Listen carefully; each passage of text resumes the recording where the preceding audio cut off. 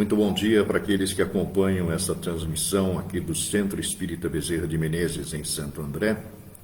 Estamos de volta aqui para desenvolver algumas reflexões em torno do tema O que é a carne, do livro Caminho, Verdade e Vida, uma daquelas obras construídas pelo Espírito Emmanuel através do médium Chico Xavier a partir do final dos anos 40 e que tem na continuidade Pão Nosso, Vinha de Luz e depois mais à frente já Palavras de Vida Eterna. Temos o Ceifa de Luz, mas talvez tenha sido o último, estudando justamente as passagens, versículos do Novo Testamento, e também o Bênção de Paz, que é uma obra que marca o surgimento, se não me falha a memória, do GEM aí de São Bernardo do Campo, né? Bom, nós vamos fazer uma prece, elevando o nosso pensamento a Deus, sentindo-nos a serenar interiormente, para que esse pensamento uníssono, que reúne corações variados, com o mesmo propósito de ampliar os entendimentos a respeito das mensagens de Jesus, possa ecoar nos planos superiores da vida, trazendo de lá a inspiração, a força, para que não só durante esses minutos que estaremos aqui reunidos, mas também ao longo da semana que se seguirá, possamos estar em sintonia com as boas influências, com os pensamentos mais elevados, para que mesmo que o nosso mundo interior esteja combalido ou talvez agitado demais, nós consigamos manter a serenidade, a tranquilidade, para que o nosso falar, o nosso fazer, o nosso sentir expandam ao nosso redor e em direção a todo o planeta as energias mais positivas nesse momento em que o negativismo praticamente acaba por perturbar, por muitas vezes desestruturar muitas mentes e corações. Na certeza que nossos propósitos em aqui estar serão abençoados, coroados de êxito, nós pedimos permissão para iniciar a nossa atividade de hoje. O que é a carne? É o tema que, o título que o Emmanuel dá um comentário que faz a respeito dessa ideia, que surpreendentemente é um conceito relativamente popular, né? De que a carne é fraca. E Allan Kardec já tinha se ocupado desse tema justamente num dos capítulos mais, acredito, importantes do livro Céu e Inferno, ou A Justiça Divina segundo o Espiritismo, aquela obra que ele publicou em 1865, lançada no dia 1º de agosto, e que tem como, talvez, tema principal a questão da morte e da sobrevivência. A morte, na primeira parte, tratada assim de uma forma conceitual, tentando resgatar através do tempo, né, principalmente a partir da escola religiosa que dominou o pensamento da humanidade durante 16 séculos, praticamente até o surgimento do protestantismo, e, na verdade, ganhando talvez uma compreensão mais dilatada e ampliada com o Consolador Prometido, a terceira revelação que chegou em 1857, mais especificamente no dia 18 de abril, com o lançamento justamente do Livro dos Espíritos, não é? Dando uma outra definição para a própria vida, né? Talvez do ponto de vista científico, filosófico e de consequências morais ou religiosas, não é? Como naturalmente Kardec explica. E Kardec abre o capítulo 7 desse livro. O livro, a gente falou, a primeira parte é conceitual e a segunda parte é basicamente um corolário extraordinário de exemplos, praticamente de 62 depoimentos que o professor Denizar, o Kardec, agrupou de acordo com o tipo de morte dos espíritos manifestantes, né? Então ali a gente vai ver o que acontece na passagem daqui para outra vida, porque o Kardec vai mostrar que existe um momento realmente que marca esse início de desligamento das influências da matéria, da carne, que corresponde justamente à chamada morte, que nada mais é do que uma interrupção de um processo que vem de longa data e que persistirá ao longo do futuro, né? Permitindo ao espírito que habita esse corpo durante os anos, as décadas talvez em que ele aqui esteve, consiga dar alguns passos mais na escala do progresso. Progresso que é tratado também no Livro dos Espíritos, quando Kardec, nas leis morais, vai tratar justamente daquela que corresponde à razão pela qual nós existimos. Porque nós somos espíritos milenares que avançamos na direção da nossa espiritualização, que corresponde, como a gente subentende lá estudando o Livro dos Espíritos, a uma desmaterialização de um corpo chamado corpo espiritual, que é tratado pelo Emmanuel na mensagem à carne, o que é a carne, né? Dizendo que essa matéria que nós vemos aqui de uma forma possível com os nossos sensores da visão, bastante limitados, alguns mais do que outros. No meu caso, por exemplo, preciso desse acessório aqui para que eu possa enxergar melhor, não só mais proximamente como mais à distância, mas na realidade esses sensores só nos permitem ver algo que dentro da nossa concepção da ciência está dentro de um estrito limite conhecido como tridimensionalidade, largura, altura e profundidade. E a doutrina espírita vem confirmar que existe uma quarta dimensão, uma quinta dimensão, N dimensões, que na realidade são definidas pelo nível de evolução dos espíritos que ali se concentram. A gente, ao longo do século XX, principalmente com a contribuição do Emmanuel, recebe no livro Roteiro uma informação extraordinariamente interessante e importante, porque ele fala na mensagem número 9 do livro Roteiro que a população espiritual desencarnada em nível de consciência ou próximo dela, habitante da Terra, é algo em torno de 20 bilhões de seres. Quando ele disse isso, em 1952, na verdade a população da Terra, na área que vivemos, na área mais material, ela era calculada em torno de 2 bilhões de habitantes, a densidade demográfica da área física em que nós nos encontramos. Enquanto que na área espiritual, 20 bilhões, ou seja, uma desproporção absurda, né?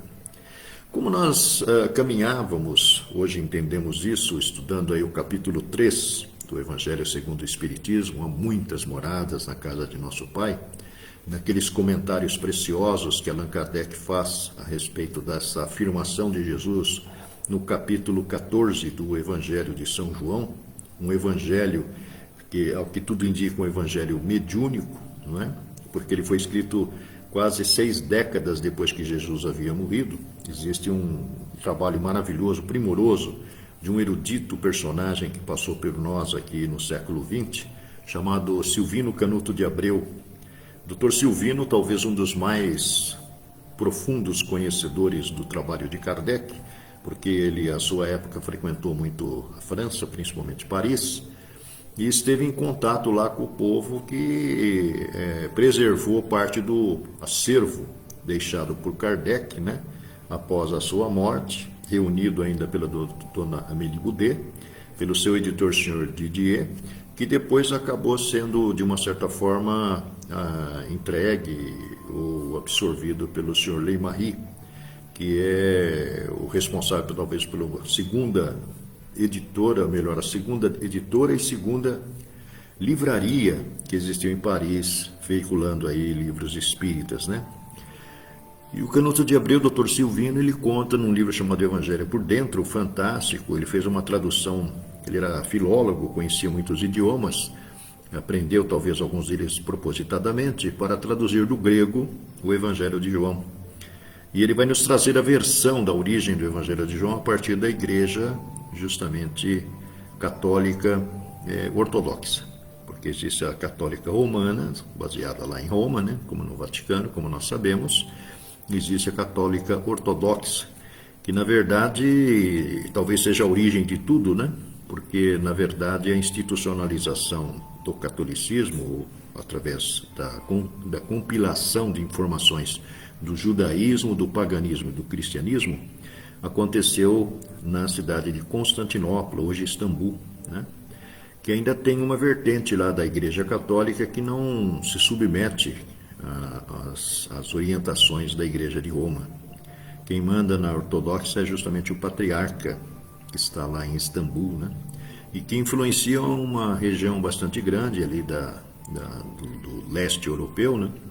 E que naturalmente traz a informação que o Evangelho de São João, conforme, aliás, Clemente de Alexandria, um teólogo importante da Igreja Católica, reconhece, é um evangelho mediúnico. Porque o tempo que havia demandado desde o desaparecimento de Jesus até a escritura disso, e o Dr. Canuto conta a história de como o Espírito Santo se serviu de João para que ele transmitisse oralmente a mensagem da história de Jesus vista do lado invisível da vida, e que teve na pessoa de Prócoros, um grande amigo de São João, ou de João, do futuro São João, né?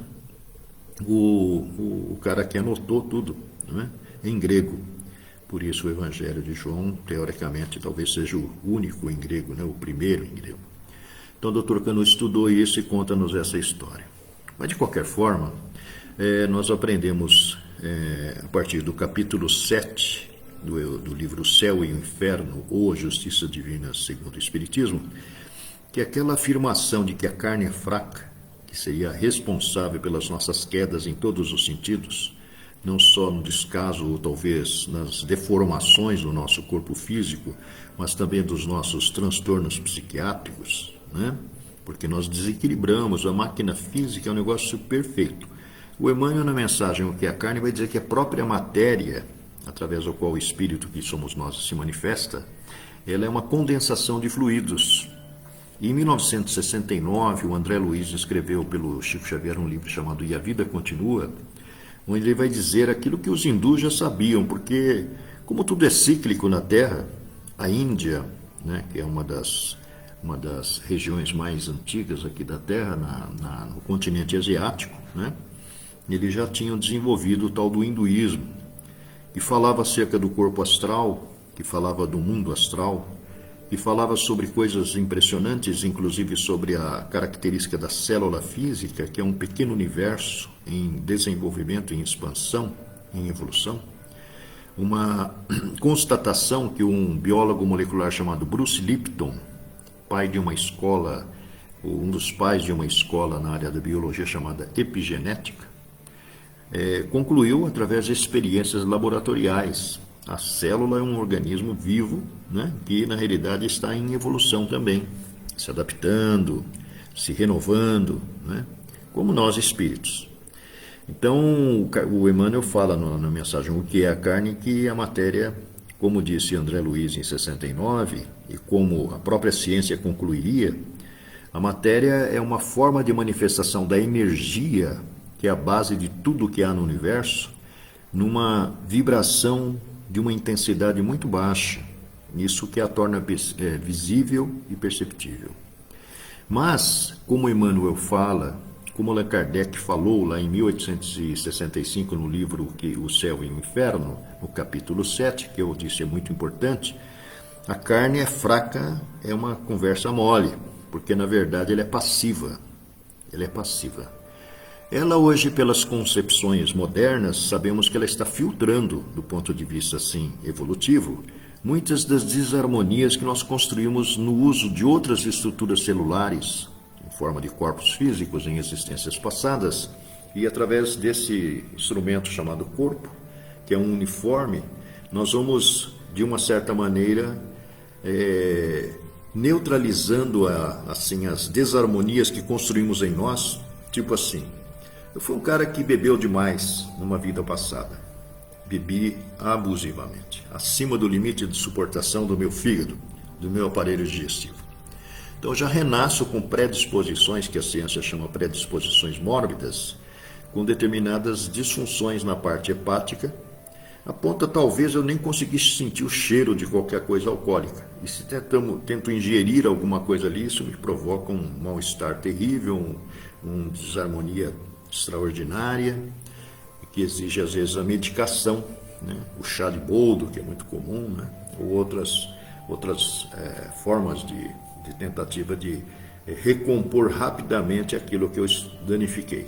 Então, Eu trago do passado para o presente e vou filtrar no corpo, no funcionamento talvez anormal dessa peça importante que é meu fígado, que pode muitas vezes, sem que eu tenha também, às vezes até bebido, transformar num processo patológico grave, não é? Que vai exigir talvez até um transplante de fígado, não é? Embora eu não tenha bebido. Eu falava para o meu amigo Virgílio, antes de começarmos aqui, que meu pai morreu de efizema pulmonar e não tinha assim um histórico de consumo de cigarro. Ele simplesmente fumou durante um número reduzido de anos, mas pouco. E a efizema pulmonar acabou determinando a morte dele 5 anos depois da manifestação, de uma forma assim, de um sofrimento atroz. Assim é no caso do cigarro, assim é no caso do álcool, assim é no caso de outras coisas que eu faço com o meu corpo, não é?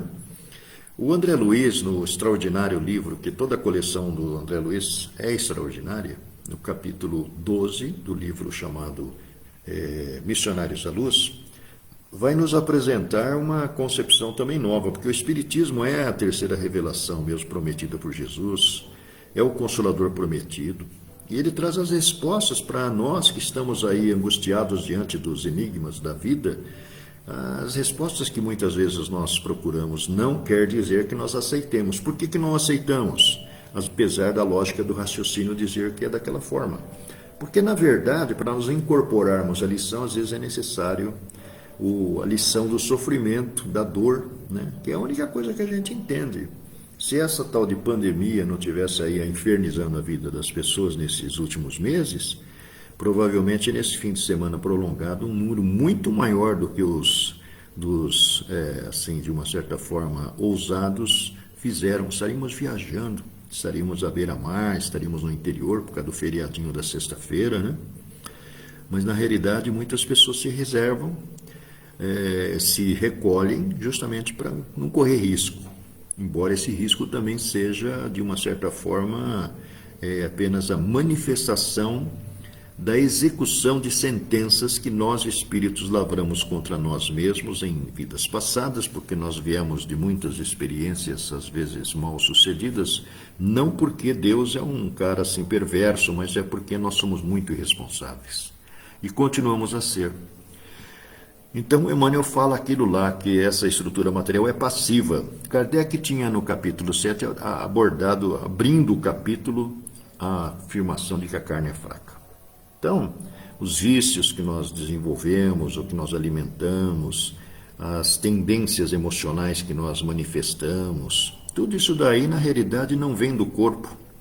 Na realidade, o mau funcionamento de determinados componentes dessa máquina aqui, eles são, assim, muitas vezes desarmonizados por conta daquilo que é repercussão do que o meu espírito carrega consigo. Em 1867, uma mensagem incrivelmente interessante, recolhida por Kardec e colocada num dos números da Revista Espírita, se não me falha a memória, é julho ou agosto de 1867, há uma manifestação de um ex-médico, médico aqui da Terra, que morreu, né? E que foi um personagem importante na época, porque quando ele se converte, quando ele conhece o Espiritismo, ele se converte imediatamente e se torna um grande profissional, ajudando as comunidades próximas à cidade onde ele morria, onde ele vivia, melhor dizendo, numa região do sul da França, uma região marítima, uma região próxima ao oceano.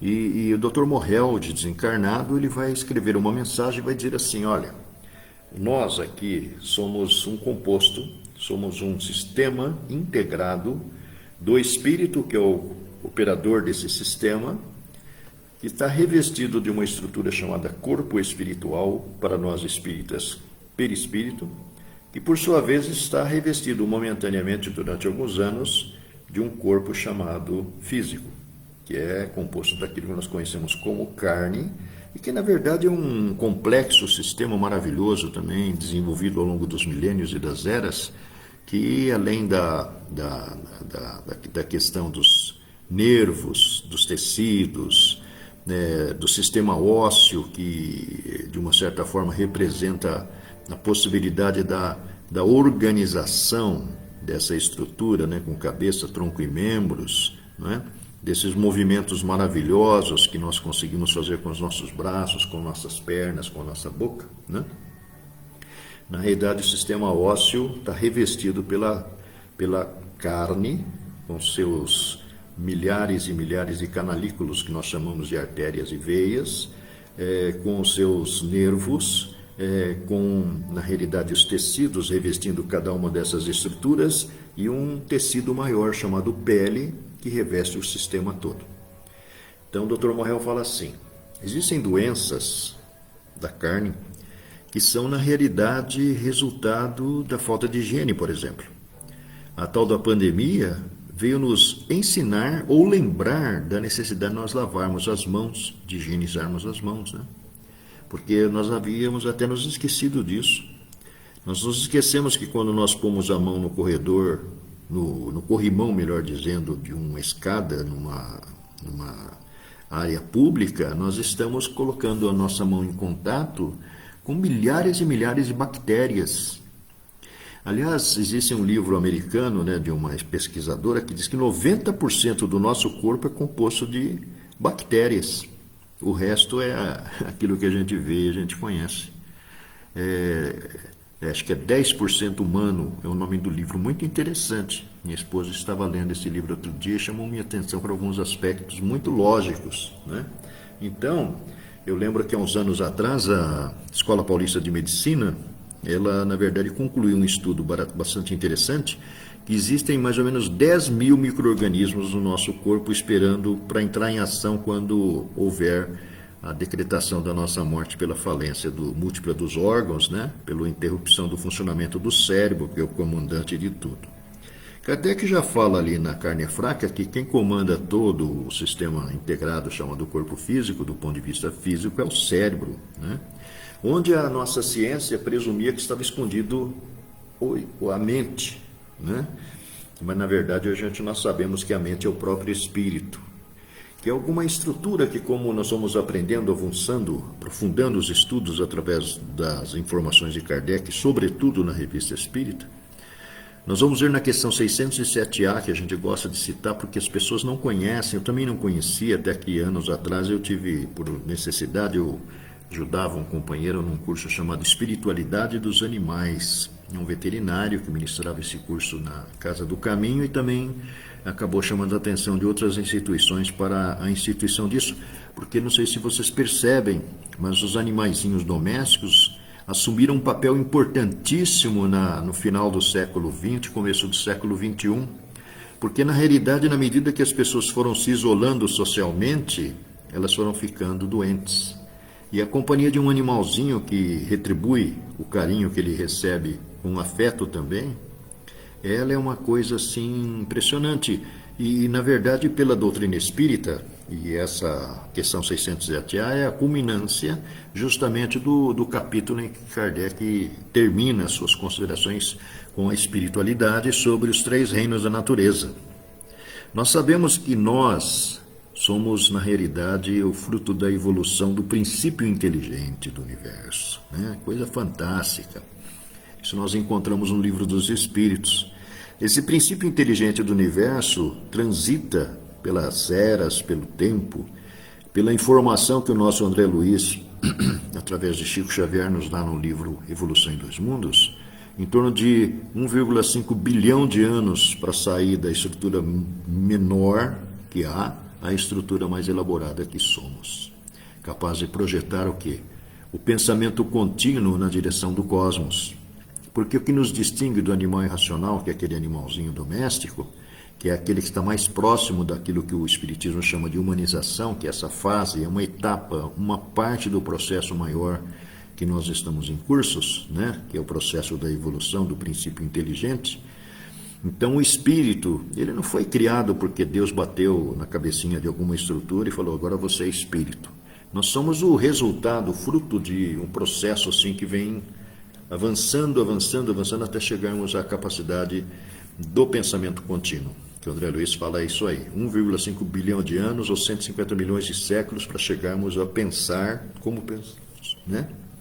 Iniciamos esse processo evolutivo na forma humana, não necessariamente na Terra.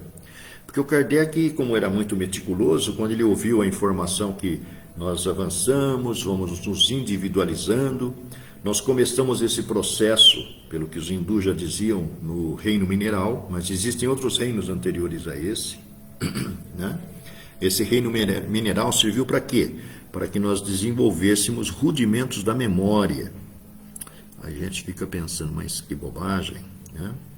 Mas aí a gente olha a tecnologia utilizada, por exemplo, na elaboração de elementos que compõem a informática. Existem muitos elementos minerais ali.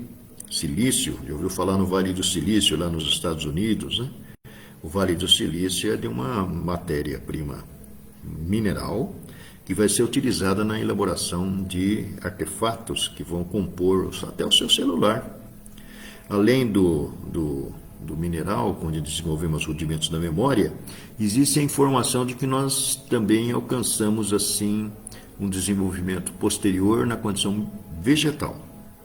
Aí, pelo que os hindus falavam e pelo que o Leon Denis, se não me falha a memória, fala também, nós vamos desenvolver a sensibilidade de uma forma assim bastante rudimentar. Kardec chama de mecânica, né? O que causou uma certa perplexidade num jornalista chamado Fernando Worm. O Fernando era gaúcho, casualmente foi a Uberaba para escrever um livro a respeito de um personagem histórico lá do Rio Grande do Sul. E, meio que sem fazer nada uma certa noite, lembrou da mãe. E lembrando da mãe, ela lembrou que a mãe tinha falado no tal de Chico Xavier. Então ele resolve ir até a instituição onde esse tal de Chico Xavier trabalhava, e o Fernando parece que não tinha crença nenhuma, né? E viu aquela multidão naquela reunião pública e sentiu-se assim interessado em conhecer um pouco mais sobre aquele homem, procurou para ver se podia entrevistá-lo. Chico disse que só depois que acabasse a reunião. Mas a reunião, como acontecia nas noites de sexta para sábado, de sábado para domingo, avançava pela madrugada. Cansado, o Fernando foi embora e voltou posteriormente. Esse retorno fez com que ele, na verdade, elaborasse alguns livros e, ao longo de muitos anos, escrevesse artigos para a revista, para o jornal Folha Espírita, que foi um trabalho maravilhoso do século XX, iniciado pelo Dr. Freitas Nobre, pela sua esposa, a doutora Marlene, pelo Jamil Salomão e mais alguns caras legais que a gente até teve o privilégio de conviver e conhecer no século XX, né? E desse trabalho surgiu um livro chamado A Ponte e outro livro de entrevistas do Fernando com Chico, é justamente o livro Janela para a Vida. Ele também fez um trabalho com o Divaldo, porque depois ele se aproximaria do Divaldo e elaborou um livro de entrevista chamado Moldando o Terceiro Milênio, muito interessante, publicado lá, não sei se ainda existe, pela editora Alvorada, né? Que é um livro que talvez você encontre no sebo, né? O Divaldo dá um show também dos esclarecimentos que nos oferece.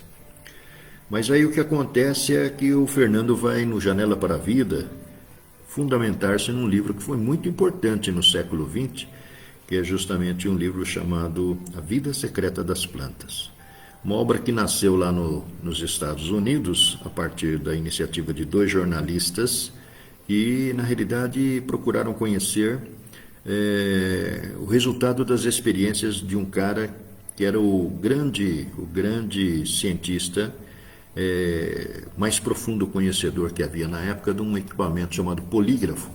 Polígrafo, popularmente, era conhecido como detetor de mentiras, que, na realidade, nós, inteligências humanas, aprendemos a driblar através do autocontrole emocional, porque o polígrafo ele conecta vários sensores ao longo do seu corpo físico e você é submetido a uma série de perguntas e, dependendo da reação emocional que se expressa através da sua circulação, que acelera porque a adrenalina cai nessa circulação, pelo medo, pela insegurança, na realidade, nós, criaturas humanas, conhecedores disso, aprendemos a driblar, e então esse elemento que foi muito utilizado em investigações criminais lá no século XX, na verdade, perdeu seu valor. Mas o Chet Baker, que é o pai dessa ideia, desenvolvedor, que tinha inúmeras escolas nos Estados Unidos que ministravam treinamentos para profissionais que trabalhassem com isso. Ele, na verdade, um dia estava lá meio de folga e tinha uma dracena, um pequeno arbustinho em cima da sua mesa num vaso, e ele resolveu saber quanto tempo levava para a água sair da raiz e chegar na folhinha. Conectou sensores lá estratégicos naquela planta e o resultado foi surpreendente. Tão surpreendente foi que aquilo lá acabou se transformando em matéria de jornal, de noticiários, e algumas corporações importantes como a IBM e algumas outras resolveram estudar o assunto, né? Evidentemente, essas informações acabaram influenciando, por exemplo, pessoas da agricultura, que descobriram que as plantas expostas a músicas harmônicas, como essa que está tocando de fundo aqui, né, essa Ave Maria maravilhosa, elas são capazes de estimular um desenvolvimento extraordinário dos vegetais, dos legumes e outras coisas mais. E, ao contrário, as músicas metálicas, as músicas de percussão, elas muitas vezes provocam um desenvolvimento anormal e negativo daqueles arbustos. Eles, na realidade, têm as suas raízes emaranhadas, os frutos são mirrados e pequenos, não saborosos. Bom, e aí o que acontece? O Fernando leu esse livro e perguntou lá para o Emmanuel, numa série de perguntas que está no livro Janela para a Vida, como é isso aí? Kardec não falou que a planta não tem consciência? E aí o Emmanuel vai aparecer com uma palavra que hoje se tornou uma palavra importante. Muito importante porque os seres humanos perderam um pouquinho assim, a sua noção da sua própria realidade e espécie e passaram a viver de uma certa forma distanciados uns dos outros, justamente pela prevalência do materialismo. Então, o que acontece é que o Emmanuel vai falar assim: a gente tem que pensar em termos de empatia, que era uma palavra que não tinha muito sentido até recentemente, né? Porque o que é empatia? É a capacidade de nós nos integrarmos com o outro e sentirmos o que o outro está sentindo, às vezes para nos tornarmos menos arrogantes, menos pretensiosos, né? E isso, porque, por incrível que pareça, é sugerido pelo Kardec num livro fantástico chamado O que é o Espiritismo, muito pouco conhecido. Kardec havia lançado o Livro dos Espíritos e antes de chegar em 1861 ao Livro dos Médiuns, ele lançou esse tal do que é o Espiritismo, onde existem inclusive alguns diálogos com representantes de outras escolas religiosas, de uma certa forma trazendo esclarecimentos para as dúvidas que eles tinham a respeito de evocação de mortos e outras coisas mais. E na realidade, o nosso amigo Kardec, na questão 125 do livro que é o Espiritismo, ele vai dizer que, na realidade, o nosso corpo espiritual, o nosso corpo fluídico, o nosso perispírito, ele tem um campo, que ele chamaria, hoje é campo, né? Naquela época, atmosfera fluídica. E essa atmosfera fluídica, ela está por trás da simpatia e antipatia que uns têm pelos outros, está por trás de toda a fenomenologia mediúnica, porque justamente quando você entra num estado alterado de consciência, concentrando-se, né, numa prece, por exemplo, esse campo ele se expande. Isso, de uma certa forma, foi verificado nos anos 70, principalmente. Eu tive a oportunidade de participar de algumas pesquisas com o nosso amigo Hernani Guimarães Andrade, com o nosso amigo Edson Nunes, que era um jornalista importante numa época em que surgiu um tal de Jornal da Tarde. Ele era mineiro, foi trazido a São Paulo pela sua capacidade de trabalho e fundou aqui em São Paulo o Instituto Brasileiro de Investigações Parapsicológicas. Ele foi um dos responsáveis pela vinda do Uri Geller ao Brasil. E o Edson era muito amigo nosso. Ele fez algumas pesquisas com o equipamento chamado Máquina Kirlian, fornecido pelo Dr. Hernani, justamente para ver esse negócio, né? Como é que é essa questão da eletrofotografia, que é a fotografia produzida sob a indução de uma energia elétrica, né? Eles usavam o dedo das pessoas. Essa experiência foi, na realidade, a primeira vez tentada lá na Rússia, em 1939, por um homem chamado Semyon Kirlian, e a sua esposa. E eles descobriram que existe realmente um campo de força ao redor do nosso corpo. E o bacana foi que as experiências que foram feitas pelo Edson lá, junto com um grupo que a gente fazia parte, mostraram que o elemento que foi colocado no centro das pesquisas, ao irradiar, ou pensar, ou sentir pensamento de amor, o campo energético dele se expandia e assumia colorações mais delicadas, mais tênues. Quando ele vibrava ódio, raiva, rancor, aquilo lá recrudescia, tornava-se numa coloração mais escurecida, dependendo do tipo de sentimento que animava o pensamento, até porque essa questão de pensamento e sentimento, elas estão intimamente ligadas, né? Então, na realidade, o que o Emmanuel falou está certo, e o que o Kardec falou também estava certo, né? Questão 125, que é o Espiritismo. Se puderem, dão uma olhadinha lá e pensem nisso, porque quanto mais gente pensando, mais pessoas vão enxergar além daquilo que eu, por exemplo, já consegui fazer. E na verdade, tudo isso daí é o resultado da evolução e a contribuição que o Espiritismo nos dá para entendermos-nos, não é? Então, o Emmanuel fala assim, é necessário, para que nós tenhamos assim, um aproveitamento melhor na nossa encarnação, né? Mesmo diante desse quadro triste que aí está, porque o que é o nosso pensamento dominante? É a incerteza, é o medo. E hoje a ciência acadêmica, em alguns centros desenvolvidos da Terra, chegaram à conclusão que a nossa emoção ela tem papel preponderante na manifestação das doenças e, ao mesmo tempo, na manifestação das curas. Então, a gente tem que olhar para a gente assim como sendo um centro expansor justamente de vibrações que são o veículo através do qual as energias que emanam de nós alcançam o meio exterior e alcançam também nossa estrutura física. Então, nós não podemos alegar que meu arrastamento para determinadas atitudes, seja do temperamento exaltado, como Kardec fala lá no seu comentário do Céu e Inferno, seja das tendências viciosas para o cigarro, para o sexo, para a bebida, para a droga. Eu não posso dizer que isso é motivado pela minha carne, porque ela é passiva.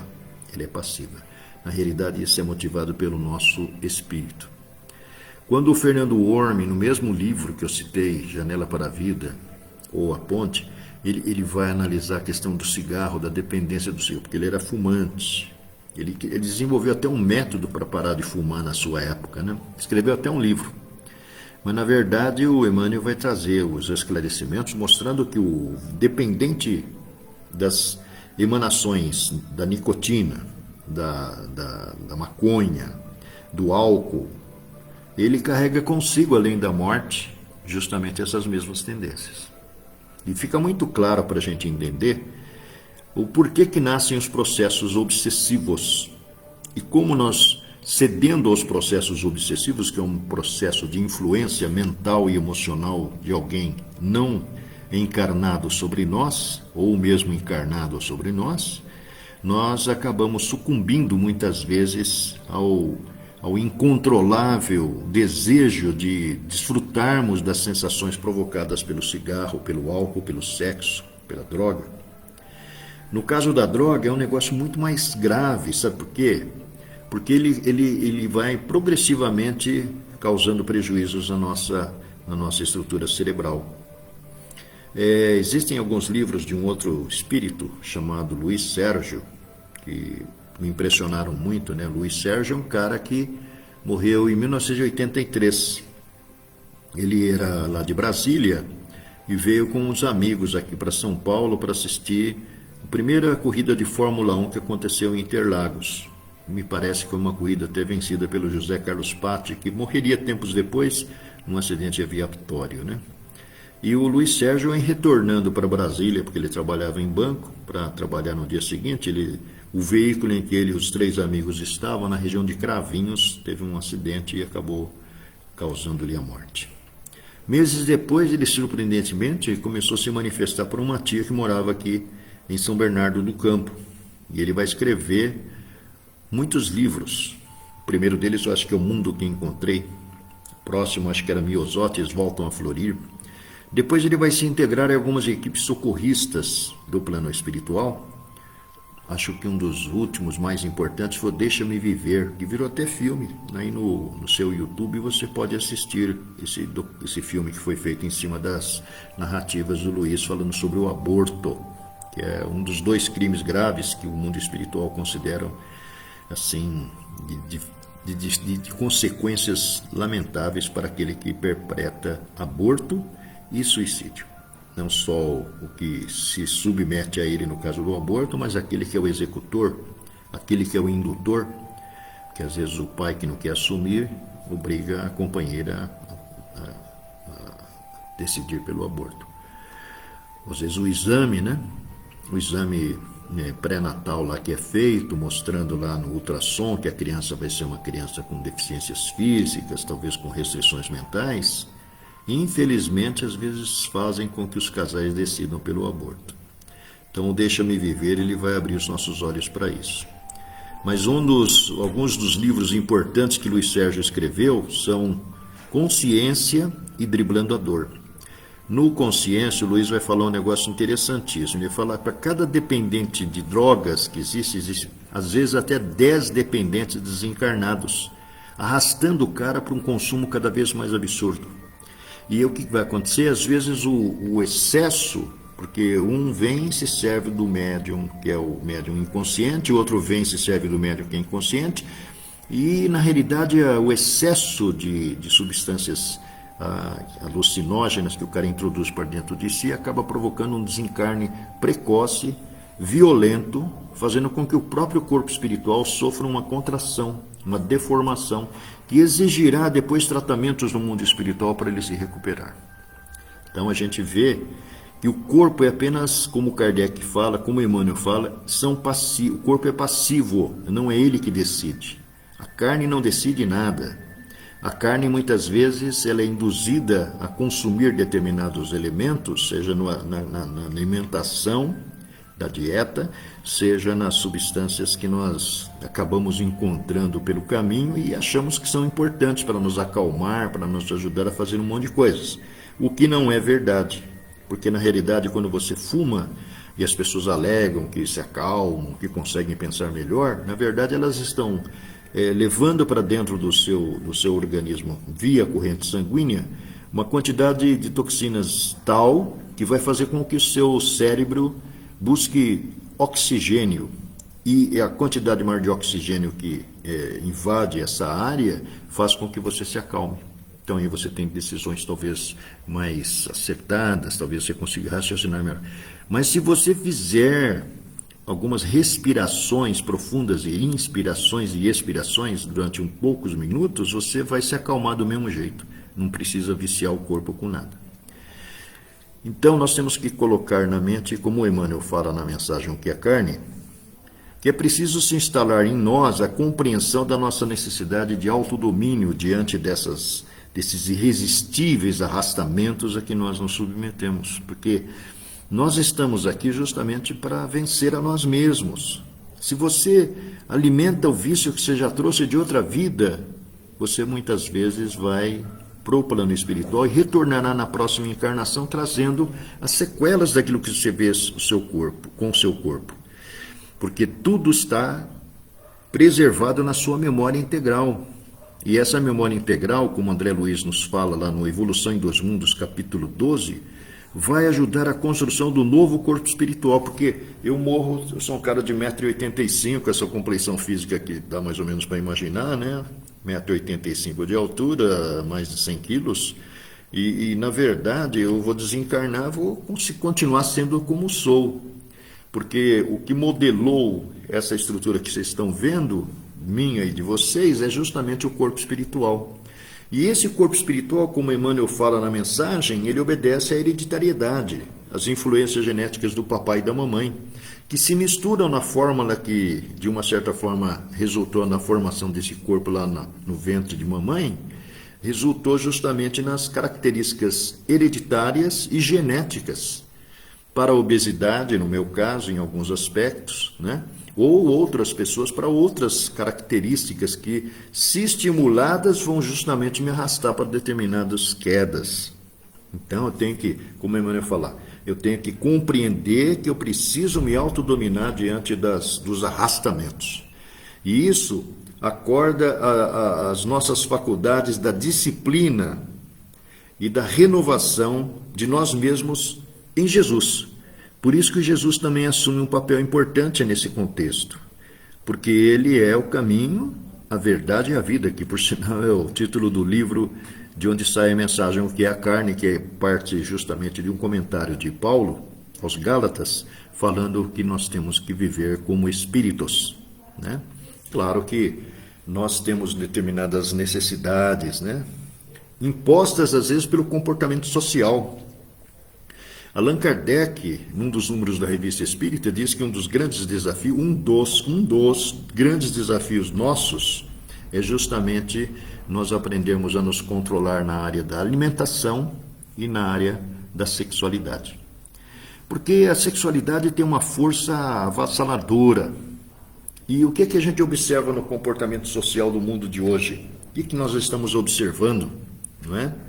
Se a gente lê lá o livro do Manuel Filomeno de Miranda, que fala justamente sobre o carnaval, né, que é um livro lá dos anos 80, de 1981, Nas Fronteiras da Loucura, e nós vamos ver o Dr. Bezerra falando justamente da origem do carnaval, das festas de Baco, das festas da bacanália, e como isso foi reprimido na Idade Média, nas idades sombrias pela qual a humanidade passou, e ressurgiu. Por que ressurgiu no século XX com essa força, trazendo nos anos 70 para cá o erotismo como matéria temática dos bailes de carnaval, das próprias festividades públicas das escolas de samba? Bom, na realidade, uma grande quantidade dos espíritos presos justamente a viciação na área do sexo reencarnaram a partir dos anos 40 e a partir dos anos 70 estavam aí. E estavam justamente ocupando posições de destaque nos meios de comunicação e de influência social de massa, né? Na televisão. Por que o sexo passou a ser tema assim central da questão da malhação ou de outras novelas da própria emissora de televisão que faz a cabeça do povo aí? Justamente porque isso atrai público, todo mundo tem atenção assim despertada para determinados comportamentos sociais na área da sexualidade desequilibrada, e na esteira de tudo isso vai a droga e vai uma porção de outras coisas que são altamente prejudiciais para o espírito e que fazem com que aconteça o quê? Com que a humanidade terrena não alcance a médio e curto prazo justamente as metas estabelecidas dentro do plano de evolução coletiva, que está justamente numa fase de passagem, como Jesus veio de uma certa forma iniciar há 2000 anos atrás, porque olha a história de então. Na Europa, que a gente conhece um pouquinho, né? A história mostra que a confusão que ali estava estabelecida na área política, corrupção, exploração, opressão, tudo isso estava lá e está aqui. É como se fosse cíclico e numa proporção muito maior, porque a população da Terra da época de Jesus era em torno de 300 milhões de pessoas. Hoje nós somos quase 8 bilhões, é muito mais gente. Maior parte desse grupo veio das profundezas do plano astral. Chico Xavier dizia que, na realidade, nós não podemos nos esquecer que os nossos filhos vieram da mesma região que nós, muitas vezes das regiões perturbadas, e às vezes o seu comportamento só expressa isso. De qualquer forma, o que importa a gente pôr na cabeça é o que o Kardec fala e que o Emmanuel veio talvez a ampliar no século XX com a mensagem que é a carne. A carne, ou seja, o corpo físico, ele é passivo. Ele obedece ao comando do espírito, que repassa informações via corpo espiritual, que alcança a sua área visível através das chamados centros de força, muitas vezes provocando desarmonias ou restrições, porque se a gente pensa que doença é castigo, não é. Ela às vezes é o remédio para que você consiga se reabilitar perante as leis de Deus. Como o tempo já se foi, nós vamos partir agora para a prece de encerramento, né, sugerindo a todos que focalizem na mente a figura de Jesus. e unidos num só pensamento, num só sentimento, nós nos elevemos até os planos superiores da vida, agradecendo por esses minutos que tivemos aqui reunidos em reflexão e meditação a respeito das nossas responsabilidades perante a vida. Que durante a semana que aí vem, dos dias que virão, talvez dos meses que virão, nós mantenhamos em nossa mente a ideia de que realmente o corpo é apenas um instrumento de trabalho, com data limitada, com data de validade, que terá que ser abandonado mais dia menos dia, e que tomara consigamos fazê-lo com menos desarmonia do que o fizemos em existências pregressas, para que nas estruturas físicas que viemos a utilizar no processo contínuo da evolução, dentro do princípio da reencarnação, nós tragamos para cá menos complicações, para que possamos aproveitar melhor o tempo, enriquecendo-nos de informações, de conhecimentos, tendo, como diz o Livro dos Espíritos, questão 625, a figura de Jesus como nosso modelo mais perfeito para nos basearmos no que diz respeito às nossas decisões. Que diante de quaisquer fatos que possam nos perturbar, nos assombrar, nós coloquemos em nós mesmos a pergunta: em meu lugar, o que faria Jesus? Porque assim, com certeza, sob a influência daqueles amigos espirituais vigilantes que estão torcendo pela nossa vitória sobre nós mesmos, nós possamos alcançar pelo menos uma parte considerável do programa de vida que trouxemos para essa encarnação. Rogando a Deus que abençoe o Centro Espírita Bezerra de Menezes, todos aqueles que aqui labutam, tentam também, através da doação de seu tempo, da sua energia, fazer a vida de nós todos que transitamos pelo mundo nesse momento de transição alguma coisa melhor, rogando amparo pelos grandes fundadores dessa casa, nosso querido Sr. Miguel, Dona Terezinha, que eles recebam nosso sincero agradecimento e admiração por tantos anos de dedicação à causa de amor ao próximo, que eles sejam abençoados e fortalecidos para seguir em frente conosco. Nós pedimos permissão para encerrar as atividades de hoje. Assim seja.